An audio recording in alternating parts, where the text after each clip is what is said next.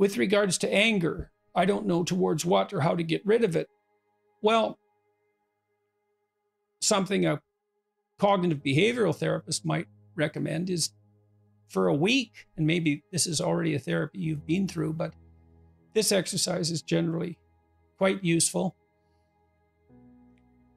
First, you have to note when you're angry and admit to that, and maybe you have to practice that. So you have to decide, I'm going to pay attention, I'm going to see when I'm angry, and I'm going to admit to it, at least to begin with, without judgment. I'm just going to observe it. I'm going to allow myself to observe it.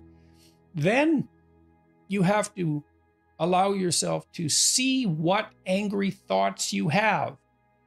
And you can ask yourself that. What angry thoughts do I frequently have? They'll likely come to mind, maybe many of them. You can jot all those down. Those are ones you're familiar with. And then you can notice when you're angry, and you can ask yourself, well, what am I thinking right at this moment? What angry thoughts am I thinking? And some of them might be quite shocking. It might also manifest themselves in destructive fantasies. You know, maybe you have a fantasy of grabbing somebody by a shirt collar and pushing them up against a wall, or dumping, hot coffee on your boss, or some impulse towards aggression that might manifest itself as a flashing fantasy. And perhaps one that you're shocked by and don't want to admit. You don't want to admit to the existence of it, but you need to see what's happening first in your own imagination if you're going to cope with it. It's also possible that a fair bit of the anger that you have is actually useful if you could just find out what it is and what it's directed toward. So the first tack is to explore the anger. What gives rise to it? What situations give rise to it? What people give rise to it? What are you doing when it happens? And what is the phenomenology of the anger? How does it make itself manifest in image, fantasy, and thought? And then now you have an anger inventory.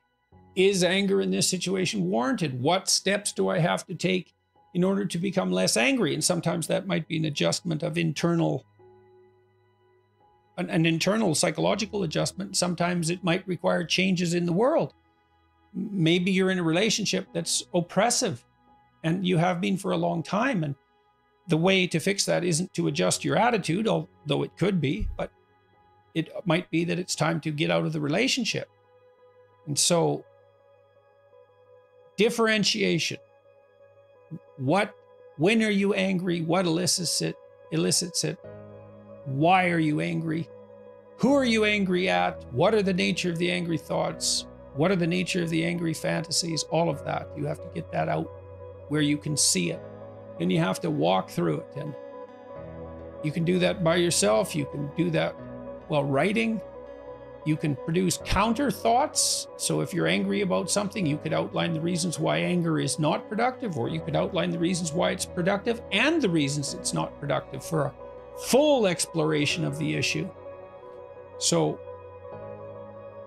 then I would ask you too, if you're angry all the time, is, well, are you depressed? Have you been evaluated clinically? If this is a major problem, is it a manifestation of depression? Because anger is an underdiagnosed symptom of depression. Do you have well thought through goals and plans and strategies? All of that. That's a more comprehensive evaluation of your entire life. And maybe you have something to say or do that you're not saying or doing. It's highly probable. Most of us have that problem.